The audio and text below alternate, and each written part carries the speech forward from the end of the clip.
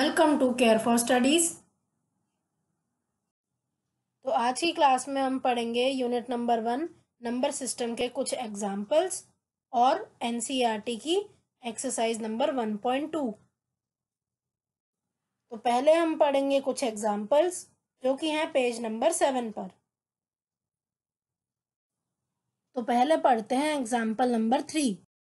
Show how √2 can be represented on the number line. तो इस example में हमें √2 को रिप्रेजेंट करना है एक नंबर लाइन पर। तो देखते हैं कैसे करेंगे। तो किसी भी नंबर को जब हम रिप्रेजेंट करते हैं नंबर लाइन पर तो उसके पीछे पाइथागोरस थ्योरम ही यूज होती है। तो पाइथागोरस थ्योरम से ही हम किसी भी नंबर को एक नंबर लाइन पर रिप्रेजेंट कर सकते हैं। अब हमें √2 को रिप्रेजेंट करना है नंबर लाइन पर, तो हम एक राइट ट्रायंगल के हाइपोटेनस को √2 कैसे बना सकते हैं। तो अगर हम एक साइड को 1 यूनिट रखें और दूसरी साइड को भी हम 1 यूनिट रखें तो क्या आएगा। अगर मैंने यहाँ पे इस ट्रायंगल में AO को मैंने 1 यूनिट रखा, इसी तरह अगर मैंने AB भी 1 यूनिट रखा, तो अगर अब मैं पाइथागोरस थ्योरम यूज करूं तो AO का स्क्वायर कितना है, AO का स्क्वायर 1 है। ऐसे AB का स्क्वायर कितना है, ये भी 1 है। दोनों को ऐड करूंगी तो क्या आ जाएगा 2। तो इसीलिए BO स्क्वायर कितना आ गया, BO स्क्वायर आ गया 2। अगर मुझे निकालना है BO कितना है तो अंडर रूट कर दूंगी मैं। तो BO इससे क्या आ गया, √2 आ गया। तो मैंने क्या बना लिया, एक ट्रायंगल के हाइपोटेनस को मुझे √2 बनाना था जो मैं अब बना चुकी हूँ। तो अब यही ट्रायंगल का यूज करके अब मैं नंबर लाइन पर √2 बनाने वाली हूँ। तो क्या करेंगे हम, √2 हमें पता चल गया, 1 स्क्वायर प्लस 1 स्क्वायर और इस पूरे का हम अंडर रूट ले लेंगे तब जाके √2 आएगा। तो अब हम लेते हैं एक नंबर लाइन और क्या करेंगे, इस पे mark a point A representing 1 on number line. तो अब हमने क्या किया, इस नंबर लाइन पर एक पॉइंट मार्क करा A और वो हमने कितना लिया, वो हमने लिया 1 यूनिट का, क्योंकि हमें एक ट्रायंगल में एक साइड को 1 यूनिट लेना था। इसीलिए जो मैंने ए पॉइंट मार्क करा है वो भी मैंने 1 यूनिट पर ही मार्क करा है। अब second step, now construct AB of unit length perpendicular to OA। तो अब मैंने क्या किया, मैंने एक लाइन बना ली AB और ये बनाई मैंने नंबर लाइन से 90 डिग्री पर। और ये AB मैंने कितना लेंथ का बनाया, AB मैंने बनाई 1 यूनिट की। तो अब क्या हो गया, मैंने OA को भी बना लिया 1 यूनिट, AB को भी मैंने बना लिया 1 यूनिट। तो अब मतलब अगर मैं ये ट्रायंगल यहाँ नंबर लाइन पर कंस्ट्रक्ट कर रही हूँ तो दो साइड्स मैंने 1 यूनिट की बना ली। तो अब ये जो OB है ये कितना हो जाएगा, OB कितना हो गया, √2 हो जाएगा। अभी हमने पाइथागोरस थ्योरम से निकाला ही है। तो नेक्स्ट स्टेप में, then taking O as centre and OB as radius draw an arc intersecting number line at C। तो अब हमने क्या किया, OB जो है √2 आ गया पाइथागोरस थ्योरम से, तो OB अब है √2। अब मैं क्या करूँगी, कंपास को मैं O पर रखूँगी और उसको OB जितना मैं ओपन करूँगी। तो OB मैंने क्या बना लिया, रेडियस बना लिया, और OB को मैं रेडियस लेके एक आर्क बना लूँगी और उसे नाम दूंगी C। तो अब ये जो C पॉइंट है ये क्या रिप्रेजेंट कर रहा है, ये √2 को रिप्रेजेंट करेगा। कैसे, अब OB क्या है, मैंने OB रेडियस लिया था और OC क्या है, OC भी अब क्या है, OC भी एक रेडियस है। तो OB और OC क्योंकि सेम सर्कल के रेडियस हैं तो वो बराबर ही होंगे। तो अगर OB √2 है तो OC कितना होगा, OC भी √2 होगा। तो इसीलिए C रिप्रेजेंट कर रहा है √2 को। तो इस तरह हमने √2 को रिप्रेजेंट कर दिया नंबर लाइन पर।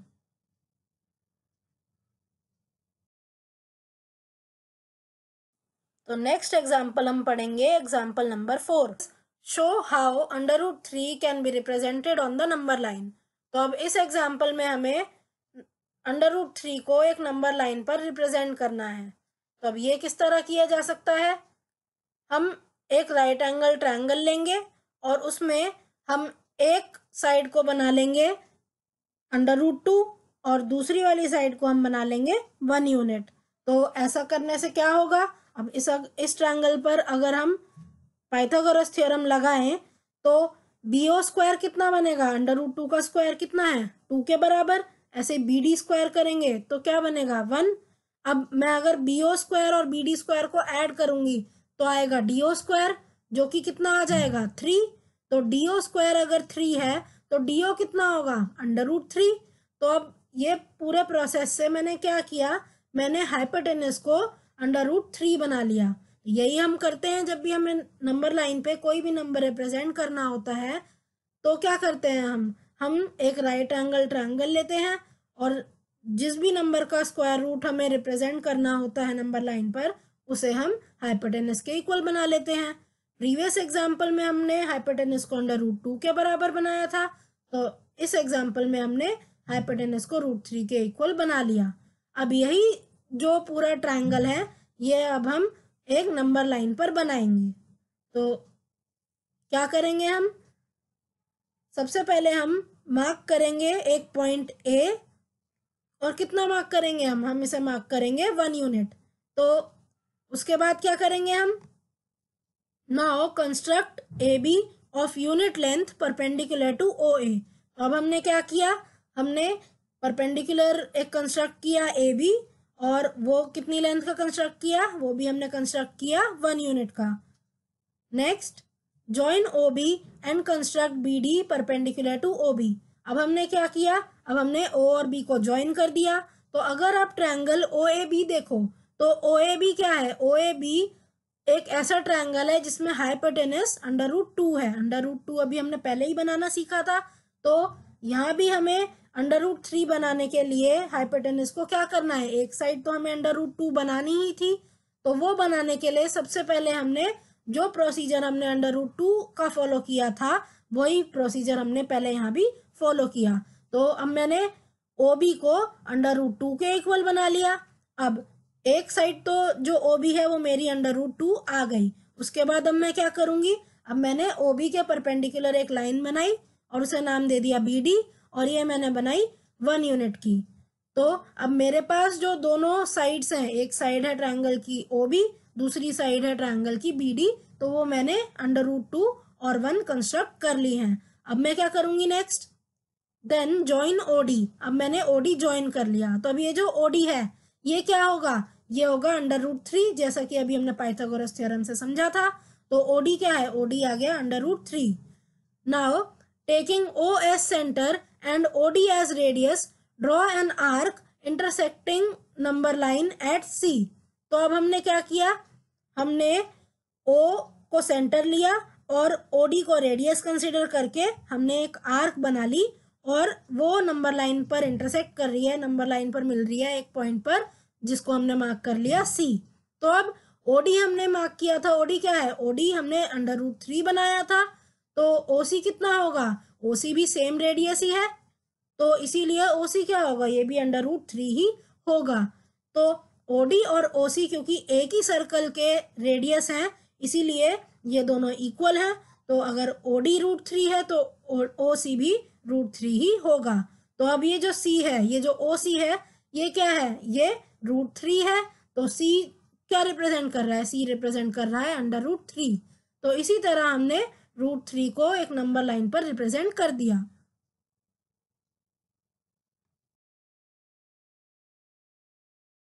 तो एग्जाम्पल्स पढ़ने के बाद अब हम पढ़ते हैं एक्सरसाइज नंबर 1.2। तो फर्स्ट क्वेश्चन है, state whether the following statements are true और फॉल्स, जस्टिफाई योर आंसर्स। तो अब इस क्वेश्चन में हमें बताना है कि इसमें जितनी भी स्टेटमेंट्स हैं वो ट्रू है या फॉल्स हैं, और हमें अपने आंसर के लिए जस्टिफिकेशन भी देनी है, रीजन भी देना है। तो फर्स्ट है, every irrational number is a real number. तो क्या सारे इरेशनल नंबर रियल नंबर होते हैं? तो ये स्टेटमेंट ट्रू है, क्योंकि रियल नंबर क्या है, रियल नंबर कलेक्शन ही होता है रैशनल और इरेशनल नंबर का। तो इसलिए जितने भी इरेशनल नंबर हैं वो सब रियल नंबर होंगे। So this statement is true since the collection of real number is made up of rational and irrational numbers. Second statement है, every point on the number line is of the form √m where m is a natural number। तो क्या जितने भी number line पर number होते हैं क्या वो अंडर रूट एम की फॉर्म में होते हैं, जहाँ एम एक नेचुरल नंबर है? मतलब क्या जितने भी नंबर लाइन के नंबर्स हैं तो वो अंडर रूट एम की फॉर्म में होते हैं? तो इसका आंसर है फॉल्स। तो सारे नंबर अंडर रूट एम की फॉर्म में नहीं होते। अब ऐसा क्यों? तो नंबर लाइन पर तो नेगेटिव नंबर्स भी आते हैं, है ना? तो जितने भी नेगेटिव नंबर्स हैं, तो नेगेटिव नंबर तो किसी का अंडर रूट हो ही नहीं सकते। हम कहीं नहीं लिख सकते अंडर रूट -2 या अंडर रूट -3, ये तो कोई नंबर ही नहीं है। अंडर रूट के अंदर कभी नेगेटिव वाले नंबर तो आते ही नहीं। तो इसीलिए ये स्टेटमेंट गलत है, क्योंकि जितने भी नेगेटिव इंटीजर्स हैं वो कभी भी अंडर रूट एम के फॉर्म में नहीं लिखे जा सकते, वो कभी भी अंडर रूट एम की फॉर्म में आप नहीं लिख सकते। So this statement is false, as negative numbers can not be expressed as the square root of any other number. तो जितने नेगेटिव नंबर है वो किसी का भी स्क्वायर रूट नहीं हो सकते, तो इसीलिए ये स्टेटमेंट गलत है। तो थर्ड स्टेटमेंट है every real number is an irrational number. तो क्या सारे रियल नंबर इर्रेशनल नंबर होते हैं? तो ये स्टेटमेंट फॉल्स है, क्योंकि अभी हमने इसकी फर्स्ट स्टेटमेंट में ही पढ़ा था कि रियल नंबर रैशनल नंबर और इर्रेशनल नंबर को मिलाकर बनते हैं। तो real number include both rational and irrational number. तो इसलिए सारे इर्रेशनल नंबर तो रियल नंबर हैं, लेकिन सारे रियल नंबर इर्रेशनल नंबर नहीं हो सकते, क्योंकि रियल नंबर में रैशनल नंबर्स भी आते हैं। Therefore every real number can not be irrational number. तो सेकंड क्वेश्चन है, are the square roots of all the positive integers irrational? तो क्या पॉजिटिव नंबर के जितने भी स्क्वायर रूट होते हैं, क्या वो हमेशा इर्रेशनल ही होते हैं? If not, give an example of the square root of a number that is a rational number. तो अगर सभी स्क्वायर रूट पॉजिटिव इंटीजर्स के अगर इर्रेशनल नहीं होते, तो हमें ऐसे एग्जाम्पल्स देने हैं स्क्वायर रूट्स के जिसका आंसर या जिसके जो नंबर है स्क्वायर रूट है वो रैशनल नंबर हो। तो solution, if number such as under root 4 that is 2 and under root 9 that is 3 are considered, then 2 and 3 are rational number। तो अगर हम अंडर रूट 4 को देखें तो अंडर रूट 4 क्या होता है? ये 2 होता है। ऐसे ही 9 का स्क्वायर रूट क्या होता है? वो 3 होता है। तो 2 और 3 दोनों ही रैशनल नंबर हैं, दोनों को हम पी बाई क्यू की फॉर्म में लिख सकते हैं। तो इसलिए जितने भी जितने भी स्क्वायर रूट्स हैं पॉजिटिव इंटीजर्स के, वो हमेशा इर्रेशनल नहीं होते। अंडर रूट 2 है वो इर्रेशनल है, अंडर रूट 3 है वो भी इर्रेशनल है, लेकिन अगर हम अंडर रूट 4 की बात करें तो वो एक रैशनल नंबर है। दस square root of a number is also a rational number. तो जो स्क्वायर रूट है किसी भी नंबर का, ये इर्रेशनल के साथ साथ रैशनल भी हो सकता है। Therefore all square roots of positive integers are not irrational number.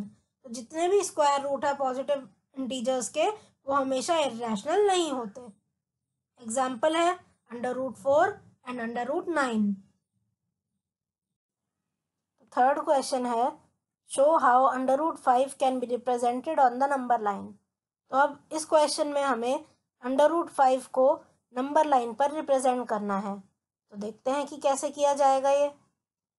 तो हमें पता है कि अंडर रूट 4 क्या होता है? अंडर रूट 4 2 के बराबर होता है, और स्क्वायर रूट 1 का क्या होता है? वो 1 ही होता है। तो अगर मैं इसे एक राइट एंगल ट्रायंगल पे रिप्रेजेंट करूं तो क्या कर सकती हूँ मैं? मुझे अंडर रूट 5 नंबर लाइन पर शो करना है। तो अगर मैं एक साइड को, जैसे एक साइड मैंने ए बी ली, अगर मैंने उसे 1 लेट कर लिया, 1 सेंटीमीटर या 1 यूनिट का बना लिया, और दूसरी मैंने साइड ली ओ ए और उसको मैंने अगर 2 यूनिट का बना लिया, तो according to Pythagoras theorem A O square, मतलब ए ओ स्क्वायर क्या हो जाएगा? 2 का स्क्वायर जो कि है 4। ऐसे ही ए बी स्क्वायर क्या हो जाएगा? ए बी स्क्वायर 1 का स्क्वायर हो जाएगा जो कि है 1। तो जो हमारा हाइपोटेनस है बी ओ स्क्वायर, तो बी ओ स्क्वायर क्या हो जाएगा? 4 + 1 = 5। तो अगर मुझे बी ओ निकालना हो कि बी ओ कितना है, तो वो क्या होगा? स्क्वायर रूट हो जाएगा वो 5 का। तो मेरे पास √5 निकालने का क्या तरीका है, मैं एक साइड को ले लूँगी 2 यूनिट और दूसरी साइड को मैं ले लूँगी 1 यूनिट। तो जो मेरे पास हाइपोटेनस निकल के आएगा वो आएगा √5। तो √5 आ जाएगा 2 का स्क्वायर प्लस 1 का स्क्वायर अंडर रूट। तो अब इसे देखते हैं नंबर लाइन पे कैसे रिप्रेजेंट करेंगे। सबसे पहले mark a point A representing 2 on a number line. तो एक पॉइंट मैंने मार्क कर लिया ए और उसको 2 यूनिट पर रख दिया। 2 पर क्यों रखा, क्योंकि हमें एक साइड 2 यूनिट की बनानी है। अब यहाँ क्या करेंगे हम, now construct A B of unit length perpendicular to O A. तो अब मैं एक लाइन बनाऊंगी ए बी और उसकी लेंथ कितनी रखूंगी, 1 यूनिट रखूंगी। क्यों, क्योंकि मुझे जो दूसरी साइड चाहिए ट्रायंगल की वो मुझे चाहिए 1 यूनिट। और क्या करूंगी, मैं परपेंडिकुलर बनाऊंगी ये नंबर लाइन से, क्योंकि मुझे एक राइट एंगल ट्रायंगल चाहिए। अब क्या करूंगी मैं, then taking O as centre and O B as radius draw an arc intersecting number line at C. अब क्या करूंगी मैंने ओ बी को ज्वाइन कर दिया। तो ये ओ बी कितना है, ओ बी है √5, जैसा कि अभी हमने राइट एंगल ट्रायंगल में पढ़ा था पाइथागोरस थ्योरम से, ओ बी आ जाएगा √5। तो अब ओ बी √5 है। अब अगर मैंने ओ पर कंपस रखा और ओ को सेंटर रख के और कंपस अब मैंने ओ बी जितना मैंने ओपन कर लिया, तो ओ बी को अगर मैंने रेडियस बनाया तो अब मैं क्या करूँगी, मैं एक आर्क बनाऊंगी और वो आर्क जहाँ भी नंबर लाइन पर इंटरसेक्ट करेगी उस पॉइंट को मैं नाम दे दूंगी सी। तो अब ये जो सी पॉइंट है ये क्या रिप्रेजेंट कर रहा है, जो सी पॉइंट है यही रिप्रेजेंट कर रहा है √5। अब ये √5 कैसे रिप्रेजेंट कर रहा है, ओ बी को मैंने रेडियस लिया था और ओ बी को रेडियस लेके मैंने पूरी एक आर्क बनाई थी। तो ओ बी और ए सी दोनों ही क्या है, दोनों एक ही सर्कल के रेडियस हैं और एक ही सर्कल का जो रेडियस होता है वो हमेशा बराबर होता है।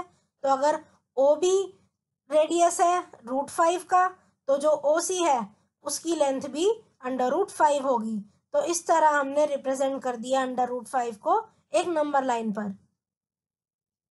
So thank you for watching. आज की क्लास के लिए सिर्फ इतना ही।